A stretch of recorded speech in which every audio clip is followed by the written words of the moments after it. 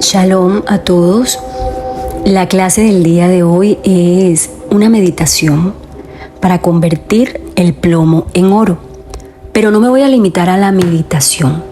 Antes de meditar voy a decirles algunos secretos que considero deben tener presentes para que la magnitud de la meditación sea valorada por cada uno de ustedes. De lo contrario, simplemente será para ustedes algo que ni siquiera van a lograr asemilizar, por lo menos de la manera en la que pretendo que lo hagan.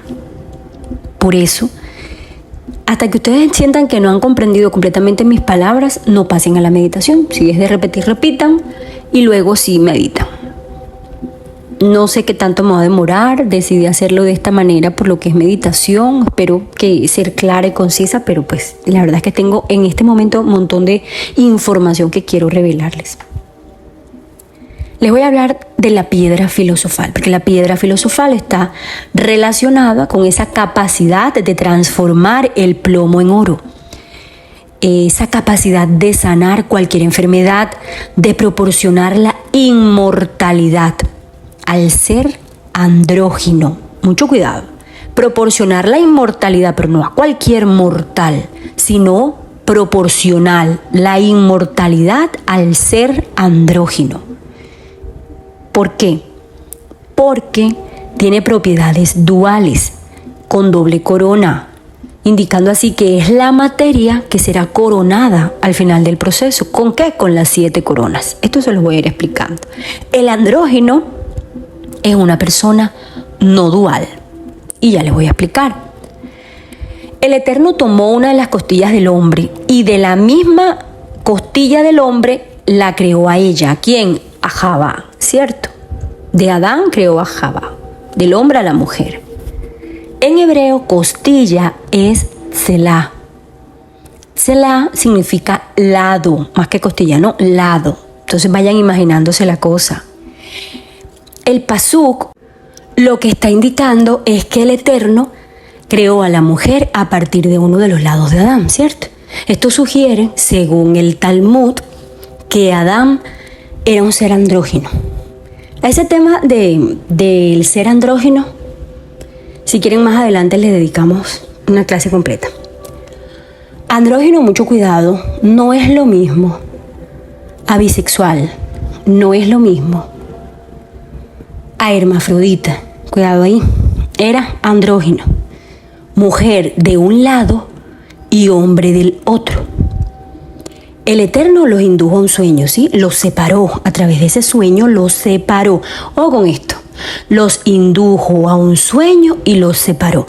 Más adelante asocien esto con lo que les voy a explicar de Kohav, del mercurio. Ese proceso de amalgamación con el que separa el oro, por ejemplo, de una piedra, ¿sí? El mercurio, el mercurio sirve como el agua de los metales. Entonces, provoca esa separación. Tengan presente esto. El Eterno indujo al ser andrógino, a Adán, a un sueño y los separó. Así comenzó el caret. Y ese es el sueño. Caret es separación, ¿no? Ese es el sueño. Por eso incansablemente les he repetido a todos en el canal, esto ha sido como público, que cuando la gente dice, es que está dormido, no tienen ni idea a qué se refiere esto realmente. Y la gente dice, no ha despertado. Eso muchos lo usan, ¿no? Lo repiten, pero no saben a qué se refiere. El Eterno indujo a Adán al sueño y separó a Adán de Jabá, que ella estaba a su lado, Selah. Por eso en la Torá lo leemos de forma nivel Shat, así. La separación produce un caret, ¿sí? Entonces, los humanos, la mayoría que desconocen este sod, están dormidos porque se sienten separados los unos de los otros. No logran llegar a ese punto en el que hay esa unión, no tienen idea que es el cli, no saben que al final somos uno. El sueño es ese, sentirse separado del otro. Por eso cada vez que usted habla a través de su ego y esas palabras ocasionan separación, significa que sigue dormido. No se trata ni de un juicio de valor, ni de algo malo o bueno, ¿sí? Sigue dormido. Se siente separado de la otra persona, entonces provoca una división a través de sus palabras llenas de ego, por decirlo así.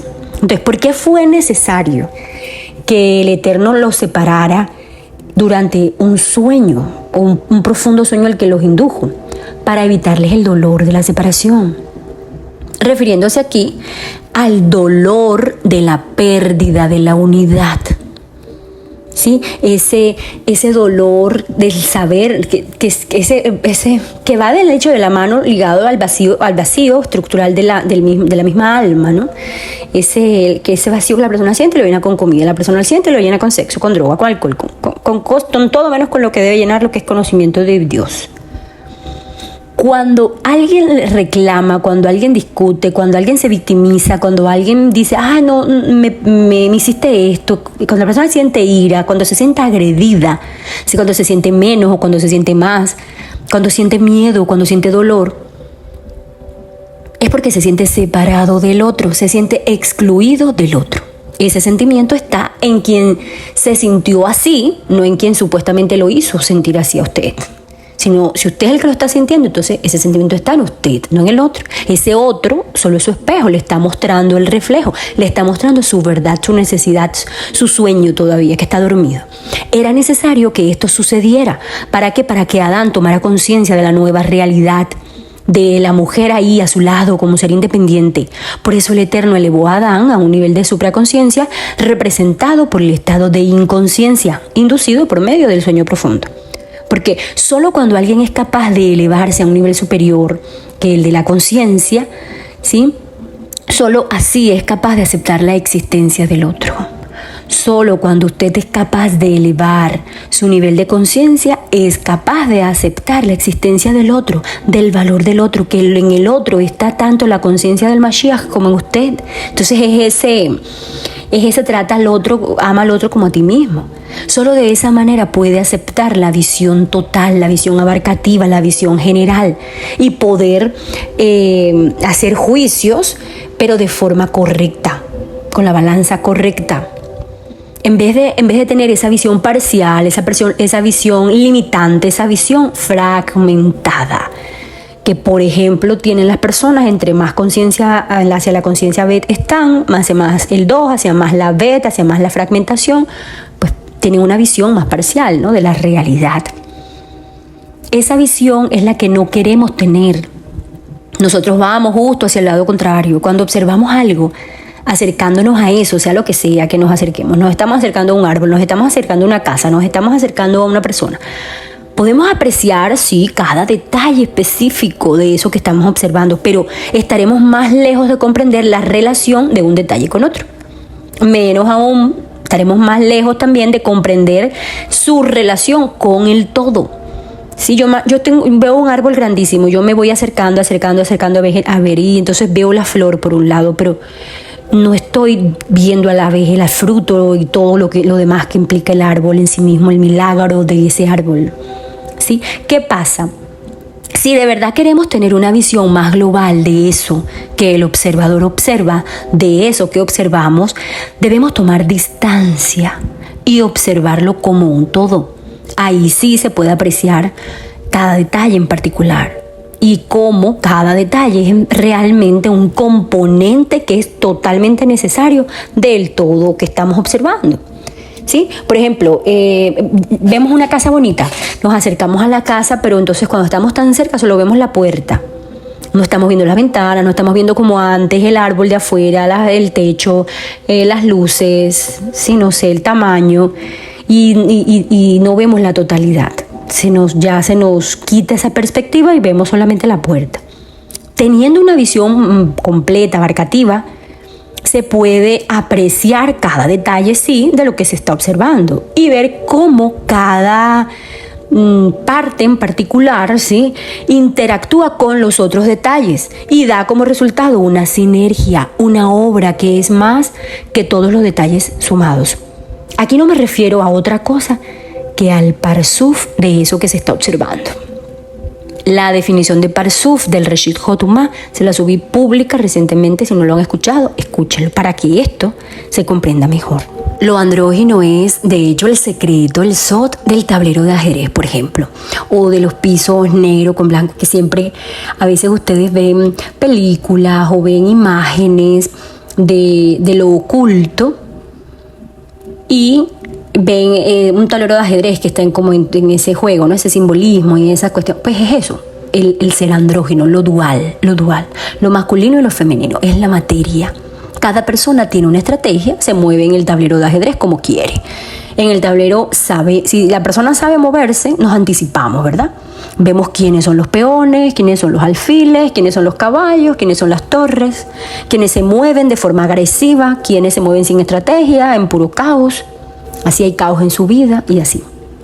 Ese es el secreto del tablero de ajedrez, de paso, se lo revelo. Al comienzo de la creación no se puede hablar o no se debe hablar de hermafroditismo. Por eso utilicé la palabra andrógino, no hermafrodita. Algunos la usan de forma indistinta, pero no es lo mismo, porque este nombre de hermafroditismo o hermafrodita surgió en el año 300 antes de Cristo, antes de la nueva era, cuando el hijo de Hermes y de Afrodita, estos eran griegos, mitología griega, ellos dieron un hijo que era pues hermoso, narra la mitología, pero era de ambos sexos, ¿sí? El hermafrodita sí tiene pene y tiene vagina en un solo cuerpo. Uno de los dos está mejor formado que el otro, es decir, o el pene o la vagina. Hay un pueblo en Centroamérica, se me escapa el nombre del pueblo, está como, si no estoy mal, está en Costa Rica, que en la actualidad, en el presente, muchos de sus niños nacen hermafroditas. Y bueno, ahí surge la pregunta, ¿por qué, no? Ticún, yo les decía hace poco que de hecho uno de nuestros límites, de nuestras limitaciones, comienza por nuestra ubicación geográfica. Así, nada más que eso. Sí, una persona que viva, por ejemplo, en Haití, que es un país con mucha idolatría, en el que se practica mucha brujería, hechicería, vudú, cuánta cosa hay. Por supuesto que esa persona en esta vida no hace su ticú, a no ser que se vaya de ahí, Porque la sola ubicación geográfica ya hay límites para que nuestro nivel de conciencia ascienda o no. Y ya de por sí nos trae ticunim, la sola ubicación geográfica. Así que de entrada no hablemos de hermafrodita, sino de ser andrógino. Hago la salvedad para que en su imaginación estén recreando todo como es y no como cada quien quiera imaginárselo, ¿no? Entonces, al ser andrógino era hombre por un lado y mujer por el otro. Ya los hermafroditas, que sí son personas que tienen pene y vagina, uno más formado que otro, podemos llamarlos así hermafroditas. Las personas, seres humanos que nacen así, sí los podemos llamar así, no andróginos. Dios creó a Adán, varón y hembra los creó, así dice la Torá. Dios creó al hombre, varón y hembra los creó. Sino que la gente quiso entender otra cosa, ¿verdad? Pero está literal. Bueno, sí, hay un sod porque son formas de que ese conocimiento llegue solo a quien lo merezca. Adán Rishon era andrógino, no había dualidad en él. De él mismo, de Adán a Rishon, de un lado sacó el Eterno a la mujer. Entonces, ¿cuál es el secreto que tiene que ver todo esto, Carolina? Con el secreto para convertir el plomo en oro. ¿Qué pasa? Que la persona puede pasar de una vida de inconsciencia, que se llama plomo, tengan bien presente en no meter en la bolsa de inconsciente solamente a los que ustedes consideran malas personas. Muchas personas buenas son inconscientes y yo me atrevería a decir que muchos cometemos inconsciencias, así sea por error, por eso, por andar a las carreras, por la inmediatez del momento, ¿no? De la realidad actual. De hecho, por tener cierto grado de inconsciencia es que nos pasan cosas malas a veces, cosas que... Así que hay que pasar de esa vida de inconsciencia, que por supuesto, sin duda, una cosa es que una persona comete un error que no vaya a trascender, un error que no le está haciendo ningún daño a ninguno, un error que no implica que la persona vaya a entender algo malo, no implica que la persona que lleve a otro o a sí mismo a hacer algo gravísimo. Es muy diferente esos tipos de inconsciencia, de tipo de errores, a una persona que todo el tiempo está haciendo todo al revés, que todo el tiempo no sabe dónde deja las cosas, que todo el tiempo comete errores, que opera mal, que hace una operación que no tenía que hacer, por ejemplo, un médico, o que bota un papel importantísimo el abogado, o que dice una mentira el periodista solo por la pereza de investigar a fondo, en fin. Ya esas son inconsciencias y podemos decir, pero es una buena persona. Ya sabemos que no es cuestión de bueno y malo, sino de consciente o inconsciente. ¿Y qué nivel de inconsciencia tiene esa persona? Pasar de esa vida de inconsciencia que se llama plomo a una vida de conciencia plena que se llama sahab, oro. La conversión de plomo en oro, si nos vamos a la materia, porque aquí sí seguiríamos en la materia, alguien podría explicarles esto y decirles que depende exclusivamente de la sublimación sexual en el día apropiado, que sería viernes a las 3 de la mañana, meditando correctamente, haciendo la meditación que al final les vamos a hacer. Y en el momento del clímax, de esta parte del paroxismo sexual, entonces eso genera emociones, excitaciones que va a traer a plenitud la llamada oro sahab. Pero ojo que ahí igual continúan en la materia. Continuaríamos, o sea, cuando la persona hace esto sin saber realmente detrás de qué hay de todo esto, que es lo que estamos explicando y lo que falta, sigue en la materia, sigue anclada en la materia, sigue abajo, no ha ascendido a Keter para llegar luego a donde tiene que llegar. Sigue en la tríada inferior, no está oscilando, no está subiendo esa energía, sigue en lo sexual. Si hablamos de fisicalidad, sería esta parte sexual. Aquí alguien puede decirme, pero yo estoy solo, entonces no puedo convertir en plomo el oro, mi vida de inconsciencia a conciencia. Claro que sí, puede. Y es lo que se enseñará el día de hoy, que no necesitamos de la materia. Un secreto no equivale a ignorancia, es impropio, está mal hablar de los secretos del cielo, los secretos del universo, queriendo decir con esto lo que se ignora del universo. No. Lo que todos desconocen. No, esto no es un secreto. Un secreto es un conocimiento guardado por pocos que no quieren, además, que todos se enteren. Si ese secreto está resguardado por símbolos, por pistas que parecerían falsas, pero son más evidentes, lo evidente está oculto a los ojos, ¿no? Son más que evidentes. La única manera de llegar a ese secreto es formando parte de un selecto grupo. Y es este grupo quien se reserva el derecho de admisión, por ejemplo. ¿Sí? X grupo. No cualquiera que puede estar. Algunos dicen que solamente 11 personas llegan al conocimiento total cada siglo. Abulafia transmitía los secretos del cielo a 24 personas y él llegó a decir que solo uno lo entendía. No se aprende, miren esto, no se aprende en lugares señaladitos con carteles. Mire, hasta el tono de voz de alguien, hasta el tono de voz que alguien pone cuando le está invitando a usted a una clase, no sé, a un retiro, a un encuentro, a un curso, a una conferencia, hasta el tono de voz, hasta las mayúsculas, hasta el montón de signos de admiración, hasta no sé, o sea, como que una bomba, la simbología y la forma en que una persona y haga una invitación para que usted acceda supuestamente a esa información, le está diciendo a usted, si acaso usted está despierto, eso sí, que lo que quiere es dormirlo más de lo que está. Por ejemplo, alguien que hablara así: ¡Shalom a todos! Hoy les revelaré el gran secreto del que nadie habla. ¿Cómo convertir el plomo en oro? Un charlatán. Es un charlatán. No tiene idea de nada. Es decir, el solo tono de voz de una persona, ya usted puede saber si es un arlequín. Así de sencillo.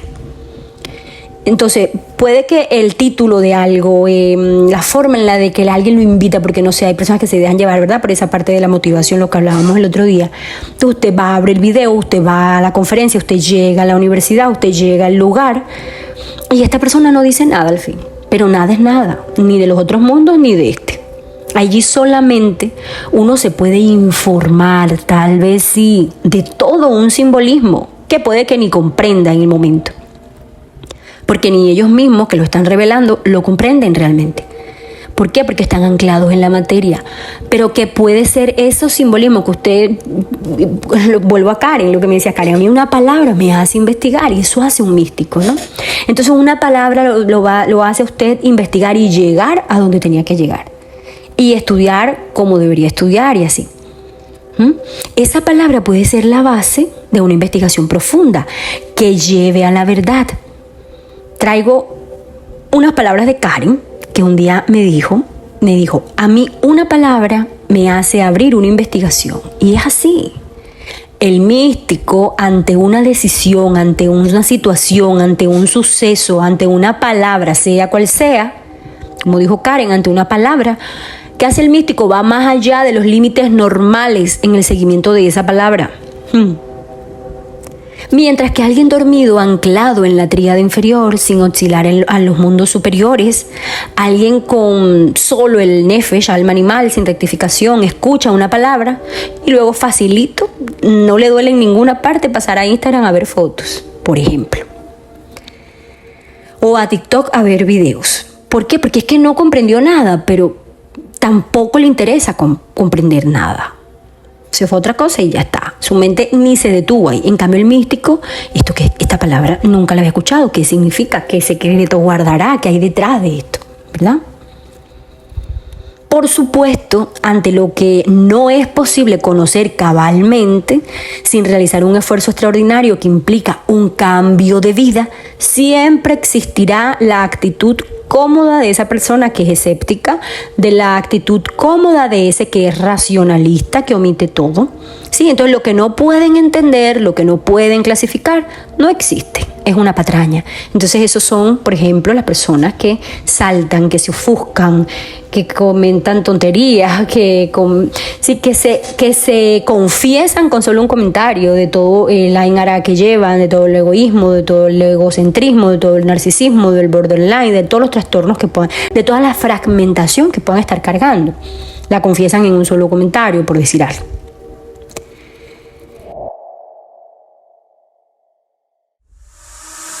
Entonces, el andrógino no es más que un símbolo.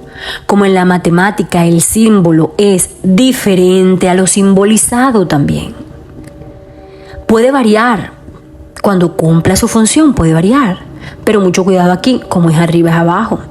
El símbolo no es el concepto. El símbolo no es el objeto en cuestión. El símbolo alude a la superación de la unidad incompleta que solo se produce cuando se unen el hombre y la mujer.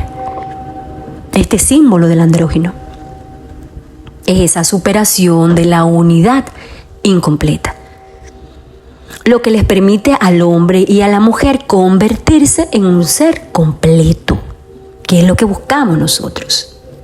Eso pretendemos al estudiar mística, unión de los opuestos. Pero como la rectificación es individual, esto, aunque sea relacionado con relaciones sexuales, con relaciones sublimes, que insisto, no es que esté mal, ni que sea falso, sino que no puede quedarse ahí la persona. El que queda ahí no ha trascendido a una verdad mayor. Y es que el viaje es hacia adentro, siempre les digo eso, no, es cierto, el viaje es hacia adentro. Rashi llegó a expresarlo, pero no soy quien entraré a afirmar qué creía Rashi o no.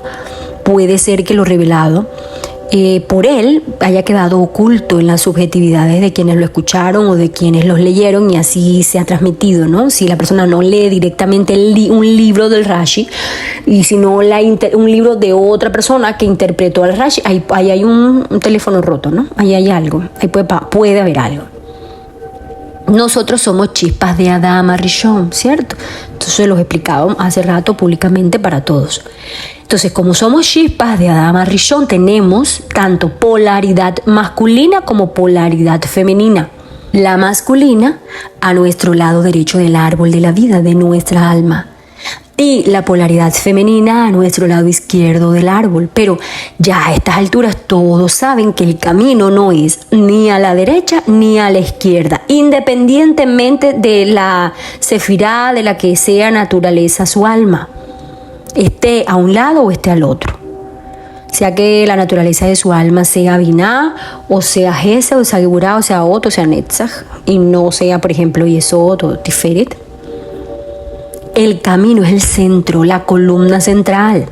Procurar equilibrar el yo egoico de Yesod y el yo superior de Tiferet. Nosotros, entonces, para alcanzar ese equilibrio nos vamos moldeando. Así como Adán, porque Adán, la palabra Adán como tal, viene ligado a tierra, ¿no? Adama, tierra. Entonces se puede moldear, nosotros podemos moldearnos. Debemos oscilar nuestro cuerpo material, que es el guf, y el cuerpo espiritual, hacernos maestros de la materia y hacernos maestros de lo espiritual, porque la realidad es tanto lo material como lo espiritual. La perfección del modelo de hombre al que deberíamos llegar, esa unión completa, está lejos, sí, faltan eones, falta mucho tiempo para que se alcance, pero debemos trabajar esas dos polaridades en este momento, en esta era, en estos tiempos que estamos. El trabajo que el hombre vino a hacer, yo les decía, fue equilibrar Tiferet, alcanzar el yo superior. Debemos trabajar esas dos polaridades, lo masculino y lo femenino. Un maestro del cielo, ser eso. Debemos ser un maestro de la tierra. Sean su propio héroe, su propio maestro interior. Por eso los cabalistas, los magos, los alquimistas, los sacerdotes, Cohen, son palabras sin connotación religiosa. Así en algunos libros sagrados aparezca que la alquimia, que el sacerdote, que el Cohen, son palabras sin connotación religiosa. La religiosidad se la ha dado el hombre. En la medida en que pasó el tiempo, según en manos de quién cayó la Torá, así fue interpretada. Eran usadas estas palabras para describir a quien había encontrado la piedra filosofal. Hoy no. Hoy hablan de sacerdotes y se piensa en una religión específica.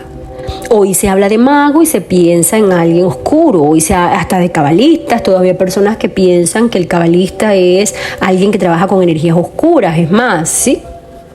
¿Sí?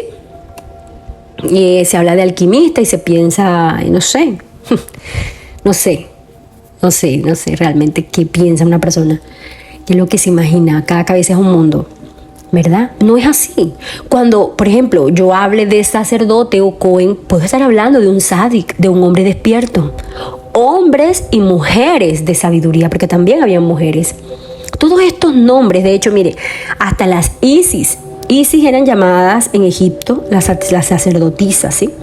En Occidente eran llamadas las Marías o las Miriam. Entonces aquí es donde viene toda esa parte de por ejemplo, el nuevo pacto, que hablan de que entonces la María solo, sin otro nombrecito al lado, sin nada al lado, era la que representaba, era como esa sacerdotisa, esa mujer que representaba la conciencia mesiánica. Sí, el Mashiach, ¿no? Así se ve, así lo ven. Pero ya habían otras Marías, por ejemplo, María de Betania, María Magdalena, que eran sacerdotisas, pero ya para diferenciarla de eso. Entonces lo que quiero llegar a que se comprenda es que María como tal, Miriam como tal, no era el nombre que, si no era por decir las Isis, las sacerdotisas, las alquimistas, las cabalistas, era eso, era como utilizar, era como utilizando eso, no era un sustantivo, sí, no era un nombre propio. Pero esos secretos se fueron perdiendo en el tiempo. El más religioso llega a afirmar que llevar ese nombre, Miriam, María, es símbolo de amargura, porque aborrecen X o Y religión. No sean así, ustedes no sean así. Miren, no se imaginan la cantidad de personas que me han escrito a mí diciéndome que es que ya ellas saben que María es un nombre de amargura, que está atado al paganismo, que es lo peor que le pudo haber pasado a ese nombre, porque sus padres eran religiosos y venían de X religión y esto y aquello. Entonces quieren hacer el cambio de nombre, que cómo se hace el cambio de nombre. Imagínense que yo tener que decirles todo esto para decirles, mira, lo de María, lo que te están diciendo casi cabalista, lo que te están diciendo es sacerdotisa, lo que te están diciendo es toda la potencia que tiene ese nombre, pero bueno, no lo hago, literal, no me pongo en esa explicación, ¿sí? No sientan aversión a algo porque otro les dice algo. Siempre hay ignorancia cuando hay palabras despectivas de alguien. Algo ignora esa persona. Algo ignora. Cada uno de estos maestros, sacerdotes, sacerdotisas, alquimistas, cabalistas, mecubalim, tenían su piedra filosofal. Todo el rechazo vino en la era medieval. Pero antes era un conocimiento alto, un conocimiento pleno, lleno de sabiduría. Todos ellos sabían perfectamente cuál era el elixir de la vida. Cuando cada uno de ustedes sirven de conexión entre el mundo material y el mundo espiritual, se vuelven un cabalista que canaliza mensajes de lo divino. Un cabalista es un servidor, un mensajero del Eterno. Casi, ojo, no vayan a poner palabras en mi boca, pero es como, si seguimos hablando de simbolismos, es casi como un malaj en la tierra, sin que esto se tome como así como teoría, ¿no? Que no es una teoría. El místico no está en una cueva mezclando materia y letras hebreas y rezos y con tapado hasta yo no sé dónde. No, el místico está al servicio de la humanidad. Cuando tomamos el camino de conciencia y dejamos de escuchar al ego, al Satán, y tomamos el camino del Mashiach sin connotación religiosa, comenzamos a concientizarnos de nuestras acciones. Una vez que hacemos el viaje hacia adentro, vienen preguntas, algunas restrictivas que vienen de Binah, otras expansivas que vienen de Jokmah, y ya esto se los expliqué en un shur anterior, uno o dos shurim anterior. Esto los va sacando poco a poco de la dualidad física. Entonces la persona entra en la dualidad espiritual, cruza el abismo, que su nivel de deseo va aumentando, ¿no? Cruza el abismo, activa el Dat, y eso lo llevará a la singularidad de Keter. Pero luego, estando ahí, debe regresar. En ese descenso también viene una energía femenina ascendiendo y la masculina, la luz del Ein Sof, bajando. Acuérdense que la luz es dadora y nosotros somos el Kli, la vasija receptora. Entonces viene una energía femenina ascendiendo, somos ya sabemos recibir, aprendimos esto, y la masculina, la luz, el conocimiento bajando, y se encuentran ¿dónde? En el corazón, en Tiferet, el yo superior, y ahí se mantiene, anclado a la materia. No en la locura de Keter, ni en la materia de Malhut, sino ahí en el yo superior, en la mitad, en el centro. Para poder activar su Merkabah, se tienen que balancear las polaridades, masculina y femenina, lo andrógino, que no es más que un simbolismo. Si se quedan arriba, se quedan en el viaje. Y eso es lo que les pasa a las personas caídas en conciencia, a los psíquicos caídos en conciencia. Entonces son esas personas que se quedan en una locura, ¿no? Ahí se puede dar, por ejemplo, el trastorno de borderline. Tienen que bajar.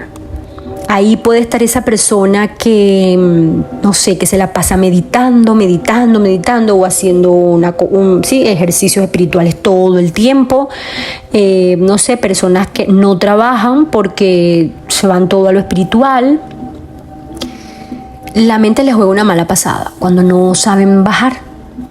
Nuestro trabajo ahora, aquí, es en la tierra. Si se quedan en las esferas inferiores de Yesod, Od, Netzach, también hay otro desequilibrio que es narcisismo, oscuridad, egocentrismo, egolatría, egoísmo. El corazón es el balance de las energías. En el corazón se cierran todas las paradojas cósmicas. Tiferet, siempre, siempre Tiferet. Esto elimina el miedo a la muerte, porque cuando estamos en Tiferet no estamos abajo, entonces eso elimina el miedo a la muerte de abajo. Y hay un miedo ligado a la locura, que es el miedo a ascender. Entonces se les pregunta en el análisis, ¿a qué le tiene miedo? Su mayor miedo va ligado a la muerte, a la locura o a lo sexual. Bien, ahí está. Ahí está. El estar en Tiferet elimina, cuando la persona contacta con su Neshama, cuando la persona equilibra Tiferet, tiene Shalom, tiene paz, y elimina el miedo a la muerte. Además elimina el miedo a la locura de arriba de Keter. Si considera usted que la mente es lo más importante, entonces ahí hay un hipermaterialismo, hay una sombra masculina, narcisismo y todo eso. Más que pensar en algo y querer manifestar eso porque lo piense y lo piense y lo piense, usted debe sentirlo con el corazón para que lo pueda crear. Es Tiferet el que lo llevará a usted a Keter. Pero debe bajar, estar siempre, permanecer en Keter. Es como si va y viene, ¿no?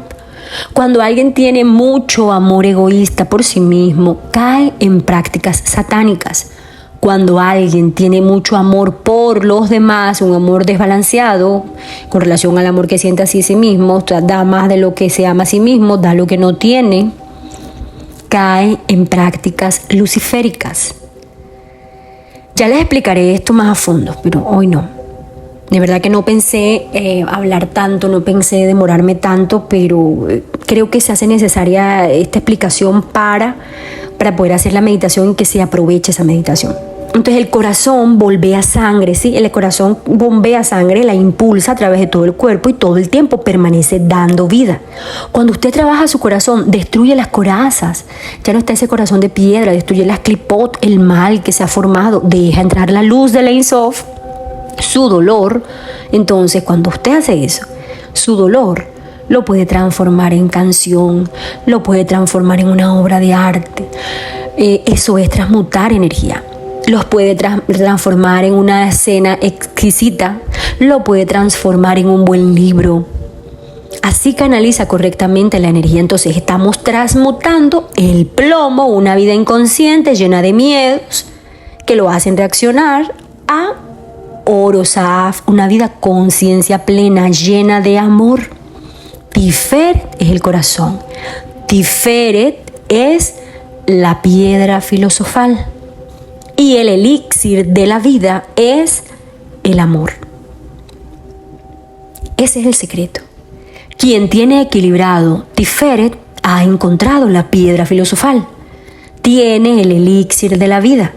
Tiene las respuestas a la paradoja de la vida, a las paradojas del cosmos. Se convierte en un cabalista. Es capaz de hacer el proceso alquímico de su alma. Y todo lo que toca se convierte en oro.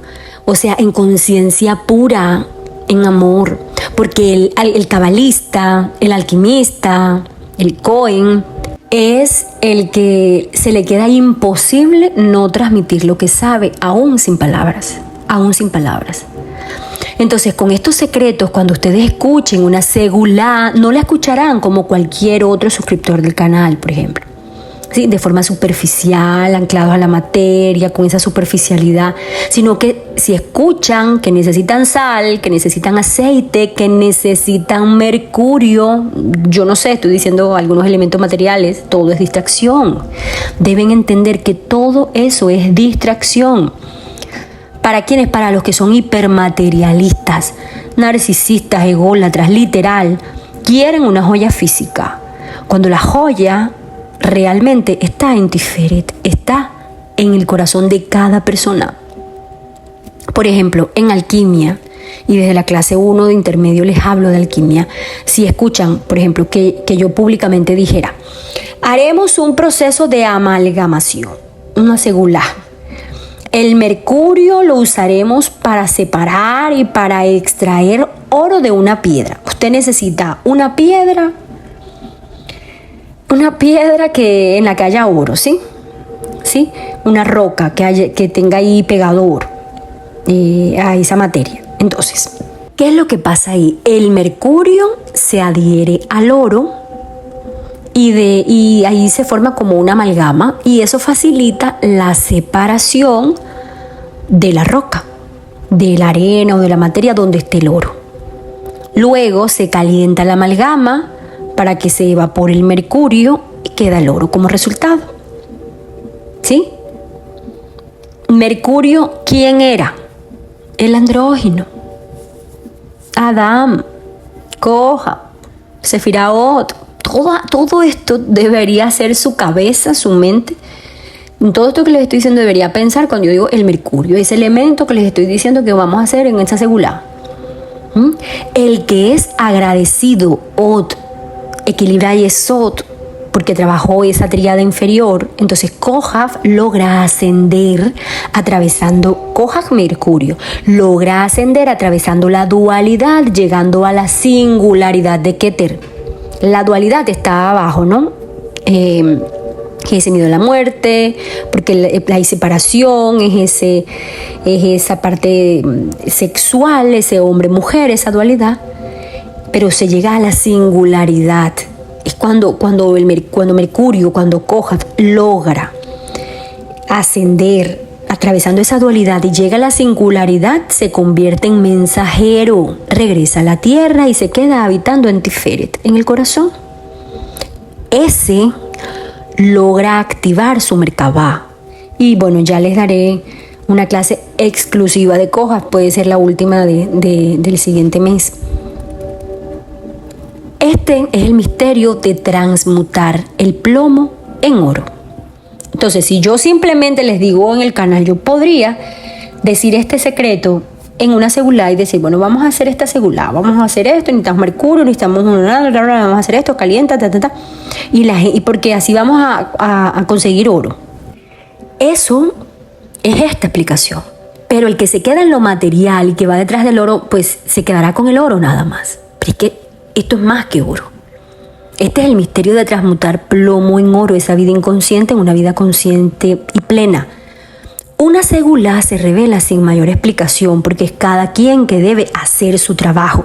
Ustedes pueden pensar que, no sé, qué trabajo han hecho y por qué a ustedes se les revela esto y qué más que han buscado, y el que busca ya encontró. Una segulá no es para engañar a nadie, una segulá es para revelar a quien merezca. Esto revela quién va por un mal camino. Una segulá revela quién va por un mal camino. Por ejemplo, en un simple comentario. Yo pongo una segulá y entonces en un comentario alguien dice, se desespera, ¿no? Porque quiere eso. No sé, se desespera y cae en esa ansiedad. Y ahí se revela el desequilibrio inmediatamente. Ojo, que no quiere decir que la segulá sea para engañar. La segulá funciona, esa palabrita, vea, la detesto, pero nunca sé cómo cambiarla. Ahí como en un contexto que suene diferente. Lo que quiero es que suene diferente. ¿No? Pero bueno, sí. Claro que la segulá le va a dar resultados, pero revela quién va por un mal camino. ¿Quién es el que sigue jugando el juego de la materia? ¿Quién necesita aún de la vela para entender que lo que le tiene que entrar es luz y conocimiento? ¿Quién necesita del agua para entender que lo que necesita es sabiduría? Para llegar a Jochma, que es sabiduría, la letra Mem, el sendero de la letra Mem, ¿cuál es? Es todo ese conocimiento el que está detrás de esa segulá, cuando se les habla que si la vela, que si el agua, que si la vasija, que si la hoja X o Y. Quien no ha hecho el trabajo de hacer ese viaje hacia adentro, entonces eso es revelado como una segulá para el que le está revelando ese sot a esa persona o a esas personas. Toda segulá nos conduce a un camino. Debería conducirnos al amor, al elixir de la vida, al amor, al tiferet, al corazón. Pero a muchos otros los mantiene allí en el desierto, ¿no? Dando vueltas en el desierto porque no han rectificado su nefesh. Entonces esa luz y ese conocimiento no se les es revelado. Hay personas que siguen en la sombra, en el desequilibrio y se quedan ahí. Mientras que cuando alguien busca salir de relaciones desgastantes, comienza a trabajar su árbol de la vida, sus senderos, se preocupa y se ocupa del autoconocimiento, vive en su propósito de vida, lo conoce, lo identifica, tiene clarísimo cuáles son sus talentos. Entonces ahí esa persona es un iniciado, es un Talmid Jajam, es un Talmid Mekubal, tiene una piedra filosofal con la que está trabajando. Cuando usted vibra en amor, sus cuerpos de luz se encienden sus luces superiores. Empieza entonces a recordar y es como separada de los locos, ¿sí? A los cuerdos se separan de los locos.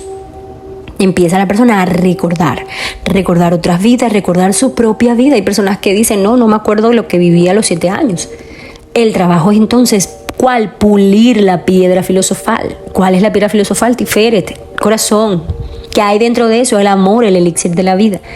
Esto además se relaciona con la sangre, pero bueno, este es otro tema larguísimo. Les estoy debiendo Kohab, les estoy debiendo un tema larguísimo de sangre. Aquí podríamos hablar de lo que les decía, cada palabra y cada tema nos lleva a otro, y esto no se acaba nunca.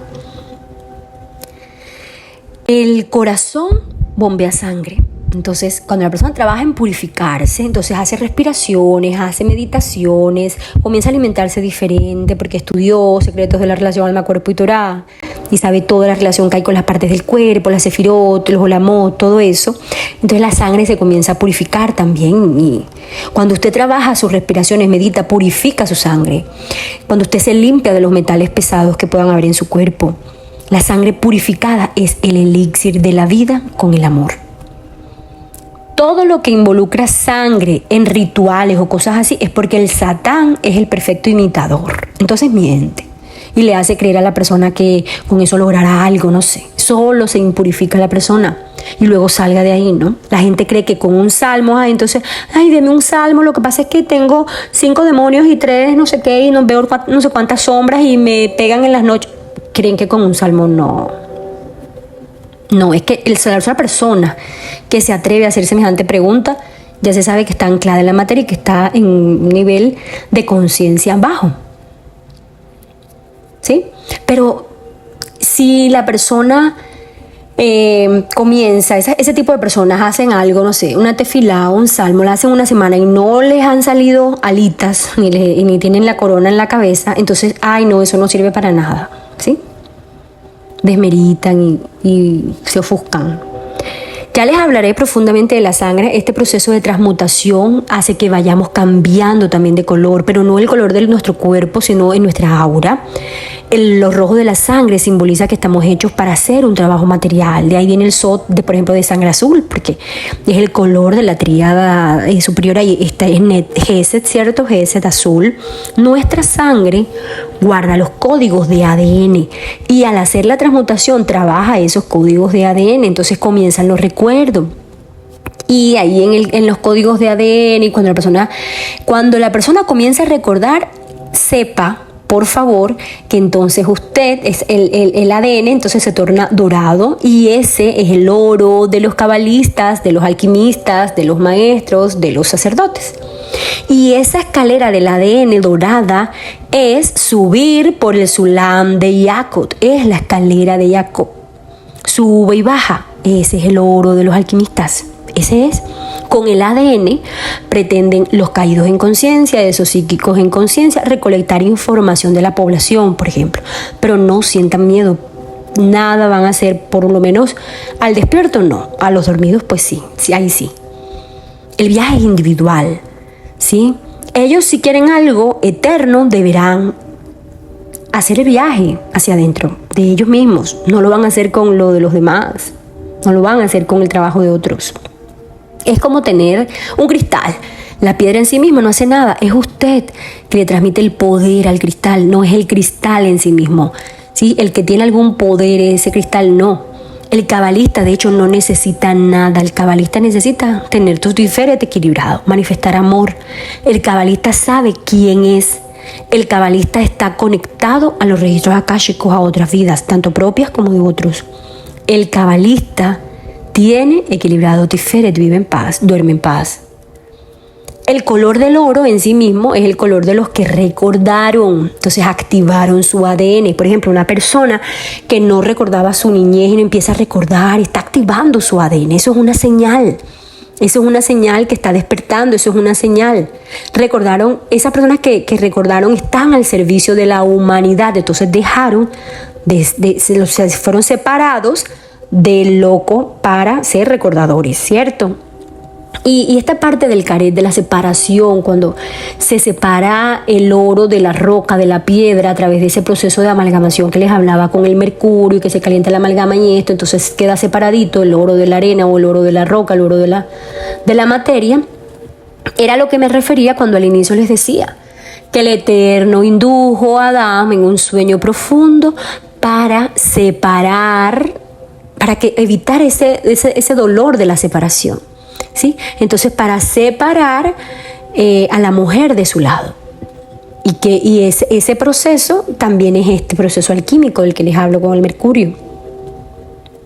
La idea es que su corazón pese cada vez menos, como una pluma, menos que una pluma. Si tu corazón te pesa, sientes rencor, sientes dolor, sientes amargura, sientes insatisfacción porque no lograste amarte a ti mismo, no sales del Gilgul de las Neshamot.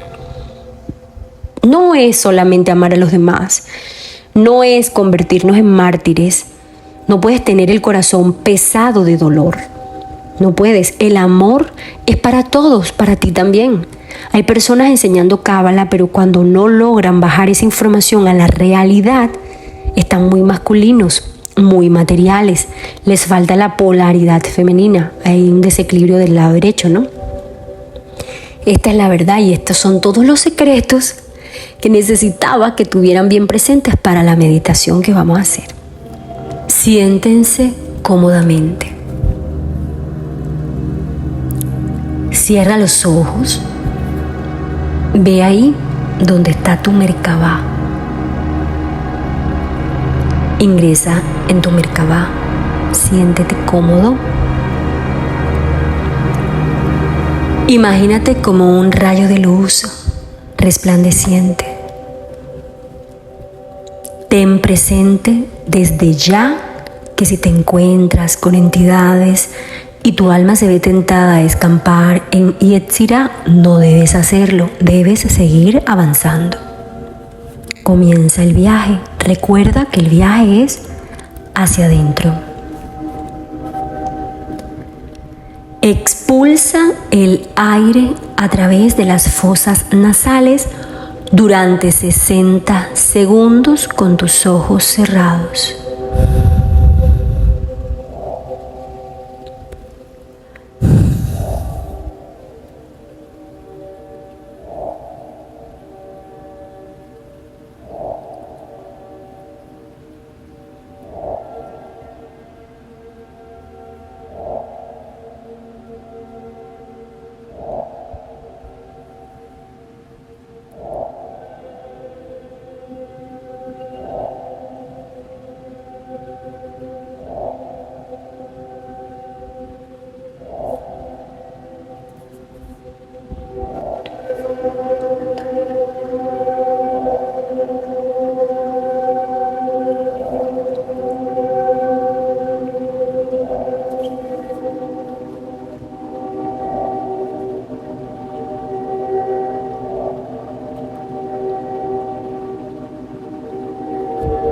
Por otros 60 segundos, respira alternadamente por las fosas nasales.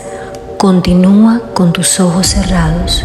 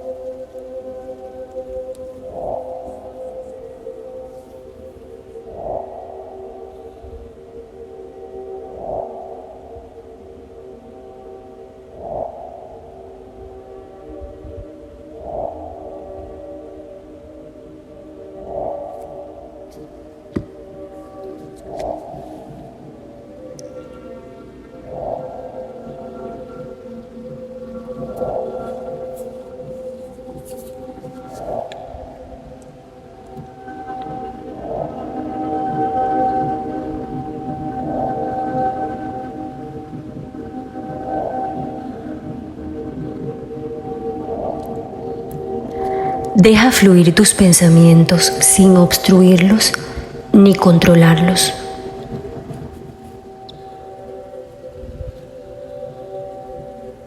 Concéntrate en ti mismo y pregúntate mentalmente, ¿quién soy yo?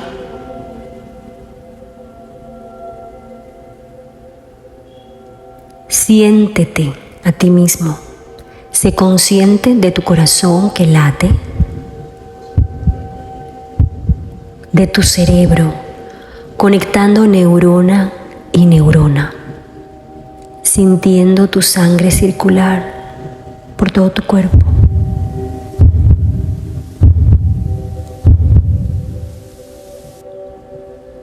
En ese estado de relajación vamos a hacer una unificación, un yudim, y vamos a trenzar Yud, Ei, Vav, Ei con Shaddai, Shin, Dalet, Yud.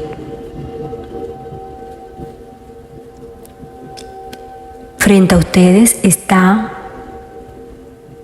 una estrella de David en oro que es otra Merkabah. Dentro de esa Merkabah, igual a la de ustedes, no es diferente, es igual a la de ustedes, van a comenzar a presentarse las letras hebreas. Se presenta la letra Yud y van a encender una llamita sobre la letra Yud. En el fondo de la Merkabah se van a imaginar el infinito. Ahí está el infinito dentro de la Merkabah. Entonces ese fondo oscuro y las letras blancas destellantes que iluminan con una llama, como de velita. La letra Yud se ilumina. La letra Shin se ilumina. La letra E se ilumina. La letra Dalet se ilumina. La letra Vav se ilumina. La letra Yud se ilumina. La letra Ei se ilumina. Y tienen todas las letras iluminadas. Esas llamitas se unifican en una sola llama y salen por la parte superior de esta Merkabah donde están las letras. Sale esa luz y viene hacia su Merkabah, entran por la parte superior de su Merkabah y esa luz entra a su cerebro y lo ilumina completamente. Esa luz baja al corazón, Lev, lo ilumina.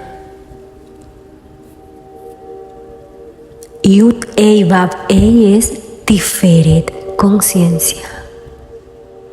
Shin, Dalet, Yud, Shaddai es imaginación. Y eso, del corazón esa luz baja al hígado y lo ilumina. Están transmutando el plomo en oro. Sube al corazón, sube al cerebro. Baja al corazón, Tiferet, Lev, sube al cerebro, Moaj. Baja al corazón, sube al cerebro. Baja al corazón, sube al cerebro.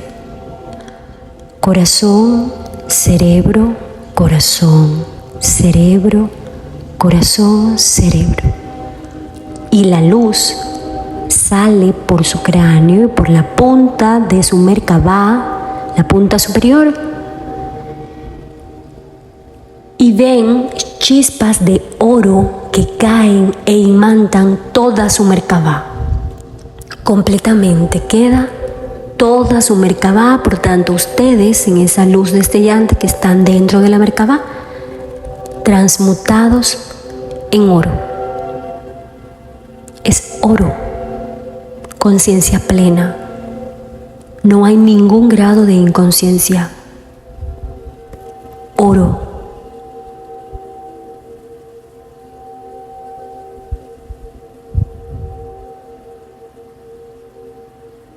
Al estar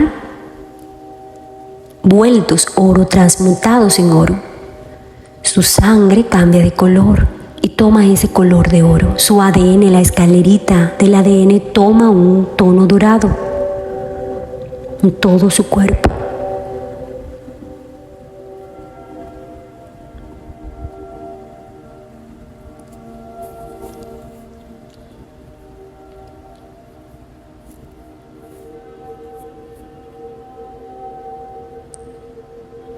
Quédate el tiempo que consideres necesario con el color oro en tu imaginación ahí, en tu Merkabah. Todo está convertido en oro. Luego desciendes a Malhut, sales de tu Merkabah y abres los ojos. Así se logra la alquimia del plomo al oro. ¿Se dieron cuenta? Que la energía de abajo, femenina, subía mientras descendía la masculina. Y este es el secreto de convertir el plomo en oro. Secretos del cielo.